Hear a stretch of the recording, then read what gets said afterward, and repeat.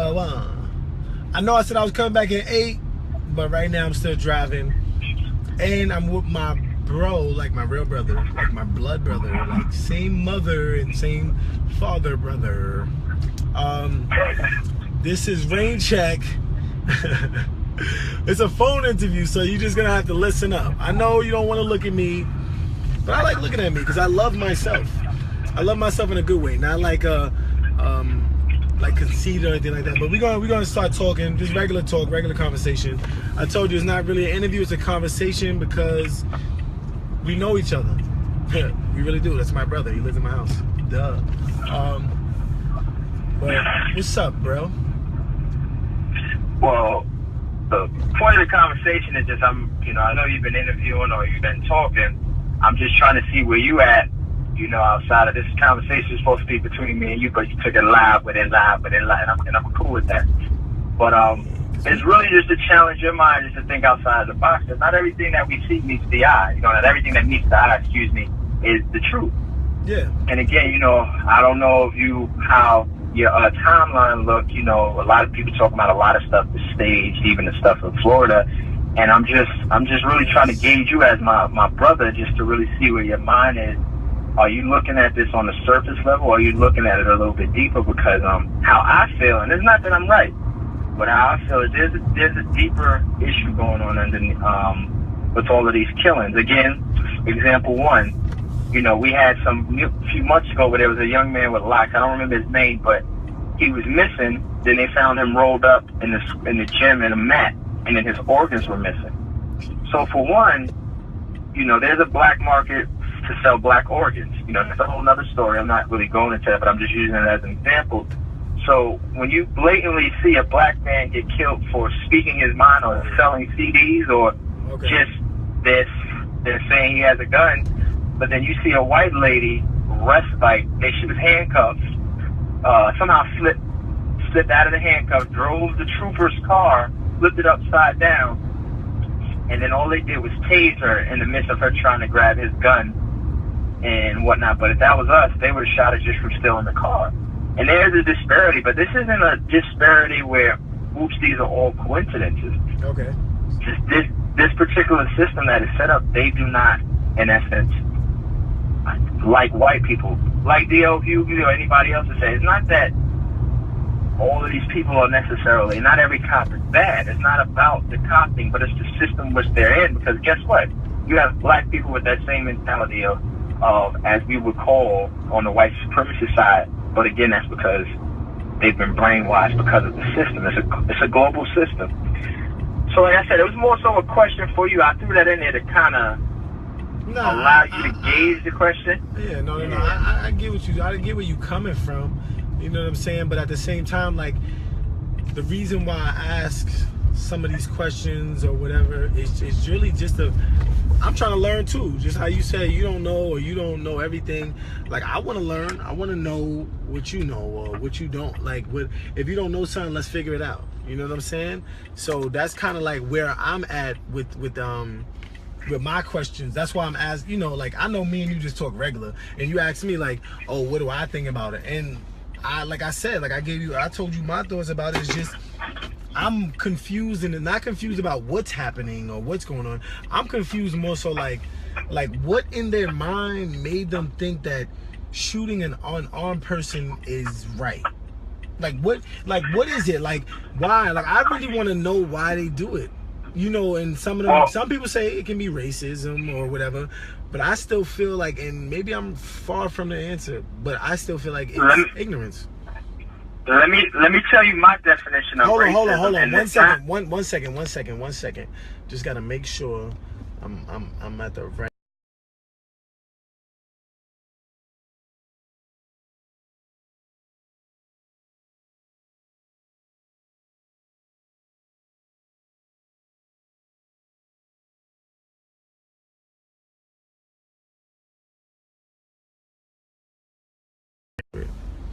Okay, my bad. Had to check something out real quick, but we back. What was you saying, bro? Well, I said let me explain how I see racism. Because many people like to define racism on, however they define it, or wherever they get their definition from. So I looked at a lot of YouTube videos. Haven't read any of her books yet, but her name is Dr. Frances Welsing. Okay. And she speaks about white supremacy. She wrote the ISIS paper and another one. I don't know the title of it. And she defines racism as a system, like white supremacy as a system. So I mean, it means that you have it's like a power system, or you have a power move. So in essence, as we look at it, and if we all agree that the dominant race is white, that means they're in a power position. Meaning that, as we all know, the black people they're not in a position of power. And let's not get it twisted with Obama being in office, because again, he had to listen to a lot of white faces. Okay. But what I'm saying is, and when we think about racism, black people in essence cannot be racist. And remember, I'm going off of Dr. Wilson's definition. Okay. Yeah. Everybody might have their definition or believe in something else, but she's saying that because we can't guess what? As much as we hoot and holler, that has nothing to do with being in a power position. Because if we were in a position of power, we would not have to ask for something. We would just do things. Like, that's what power is. You ain't gotta ask. No, but let me stop you there though, bro. And you know why I feel like what you're saying about that, or what the guy's saying about that is correct, is because when you think about Donald Trump and everything he's doing that only because he has money. You understand what I'm saying? Like, he can say whatever because he has money. I'm not saying he's gonna win it, but honestly, think about it. A lot of the people that would have supported his campaign would have probably pulled out their money already, but all his campaign is paid for through his money. So it's like, I can do and say whatever I want to say because I don't need any of y'all money, or I don't need any of this or that. You understand? People may sponsor or put money into it, but that's only because he already has money. He already can do what he wants to do. So what do you think about that? But there's another side. I think with your example, you're catching on to what I'm saying, but he's also white with money. Come on now. We got a Jay-Z, we got Oprah, we got all these people. They can't sit up on those things and talk like that. They got to be conscious of what they say. They got to, because they say something wrong, they can easily get kicked off the air with all their money. So what I'm saying is, it's deeper than just the money. Money does give us power, because of us as a black community, we came together and used resources and set up a structure that would not only protect us in our efforts of getting stronger, but we would be in a position to make things happen via money. How much? But what I'm saying is What I'm saying is the power structure. We in essence, again, this is Dr. Wilson. She says there's 11 areas of racism that we come in contact with our lives each and every day. So even when you think you got one, you still got to face the other 10. Even when you got like 5, you still got to face the other 6. So we're constantly being bombarded with racist acts. So guess what? The one thing, a few, I think I can only remember 4 or 5. So areas in our lives that we come in contact with. One is sex. Yes. One is education. All right. One is economics. One is politics.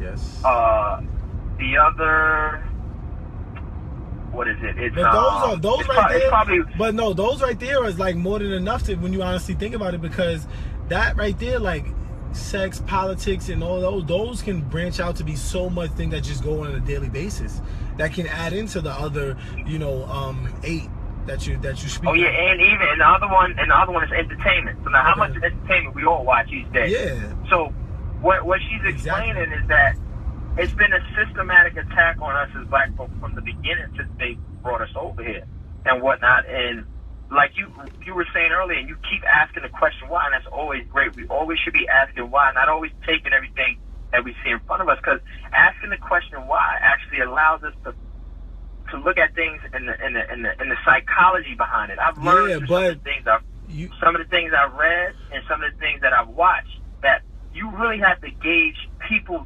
generally. But that's what I'm saying is that there's a psychology behind everything that everybody does. Yes, not that's just the truth. White people, but blacks as well. But that is the truth, because that's why, like, a lot of people use they use their promotion as like, oh, I got this free thing going on. So people come out, they see that, oh, they doing nice things. But that's really just the money part. So if somebody has money to pay for this free things to look the part, but they're really doing other things under the table or whatever, that's what happens. Because we had problems with that when it came to, and I'm gonna take it back. I really don't care what people say. With Kenny Anderson, like with Kenny Anderson and his tournament, Kenny Anderson did a lot for Left Rack. I'm not talking about Kenny Anderson specifically. I mean, like directly. And when I say Kenny Anderson, I'm talking about Kenny Anderson that played basketball, the NBA player. Kenny Anderson did a lot for his community, but he had people that was so excited about that money and stuff that was coming in, they wasn't giving what kids were supposed to be getting as promised, like sneakers and jackets and all this other stuff. So, you know, they was promoting one thing, but really using that money and doing other things. I'm not saying everybody in his camp when I'm talking about Kenny Anderson, but I'm talking about there was some people that was in there that made it bad for the kids and even for our community today, because now we can't even have that tournament there no more. You know what I'm saying? So it's like, I really do understand what you're saying, but it's like people, when people do give back and people are helping and stuff happens, it's like it's just it, and that's not good. Like, people need to monitor the things that they're doing and the people that they have around them more, because certain things shouldn't happen. When I'm saying people, I'm saying people as in middle class people, because when Kenny Anderson or people that have the money to do stuff, they need to understand that when they come back to the hood or the neighborhood, that whoever they have helping them, they have to have the right thing, like right people around them, because people, when money comes into play, it's a whole different thing. Well, of course, and this is the thing too. Like, remember, you got to look at it even on our level of not even being in the NBA or entertainment. That dynamic is so different that's why so many black people, in that sense, some and who don't have a good support system, they fail because one, you go from just being in the hood and have money, and then when you have it, you really, it don't matter how much you have. If you're financially illiterate, that money could go to waste. Like if you won the lottery, you know, immediately everybody spend it. So it's really not Kenny Anderson's fault to a degree. No, I'm not saying his fault. I'm not saying. No, I'm never saying his fault. Because guess what? His name. No. I know you're not taking it like that, but what I'm saying, his name is behind it. So he's the face behind it, whether it failed or not, or whether it was his fault or not. You know, his name comes up in that conversation. But what I'm saying is that being financially illiterate, it's a certain type of investment, a certain type of people you be around. But we've also found that some of the people you thought you could trust, you find out that you can't. So it's not really all his fault. And it's just people are just money hungry, and people don't always got your best interests at hand. But even getting back to the racist shit, it's just everything, nothing is coincident. You can't have what they said the number, I think a few weeks ago, was like 500 and something people, I think black people were killed alone by police officers, something like that. Don't quote me on exactly, but it was something to that effect where it was just black men. I don't even think that was the women included that were killed by police officers and whatnot. And like I said, a lot of these white folk, they get off. So example, even with some type of rape case, some white guy raped somebody, I don't remember the details, and he got 6 months. A black guy, I think he might have been an NFL player, he raped someone, I think both the women were unconscious or something like that, and he got the maximum, which was 15 years. Now that's not no... Yeah, but you can even go back to Michael Vick with dogs. I'm not a dog lover. I understand they are dog lovers out there, and that let me just slide off that with the dog lover thing real quick, because I'm allergic to dogs. I don't like when people with dogs just let them be everywhere because they're comfortable. Everybody's not comfortable with dogs or cats or whatever. You should not just put that on people. That's one thing, right? Now I'm gonna go back to Michael Vick. I think with Michael Vick, like, that was crazy that he got so much time. And it's like, you know that there are so many other people that do the same thing he did, and they probably did not get nowhere near the time he had. Or well, bro, look, fast forwarding it last year or the beginning of this year, remember the dude that killed the lion? And there was no repercussions of that? I don't remember the details, but they going after Michael Vick when Michael Vick was renting his house out to like a cousin or something, or a friend. Wasn't even there, but he was held responsible because it was his property. So my only thing with this whole thing, what I don't like what black people do, and this is really my pet peeve, and I don't care who, whatever, I hate the fact that as soon as our people keep getting killed off almost on an endangered thing, which is not going to happen, is that black people immediately say, what about the black on black crime? How fucking ignorant or insensitive, how fucking ignorant and insensitive is that when we're talking about people that look like you and of color of you, and you arguing against that life, and all you can say is about what about black on black crime? You know what I'm saying? Yeah, like, I know. Besides that being a And point that should never been brought up. Yo, that's a good point, because I even feel like when they say all lives matter, that is right. That is right about every word that's said. But that does not matter at this time. time. Even about that. Like, yeah, it's not. Right in that moment, it's not about that time. It's not. Context of the story. That's like saying all lives matter, but my mother just got killed and they're just talking about all lives matter. I'm not talking about that, God forbid. But somebody just got killed that I know. That doesn't matter about all lives, because all the other lives are alive right now. We're talking about this person that just got killed, and whatever their color is or whatever the situation is, that is what we're talking about. We're not talking about anything else. And that's the thing that kills me with this all lives matter. That's not nothing about what we're talking about. No, I don't care about all lives matter. I don't either. The reason I say it like that, and it's not about not caring about people, and I don't want nobody to think I'm overly loving on my black people, which I wouldn't care anyway, because I am for my people. But what I'm saying is that you got to look at when it's being used.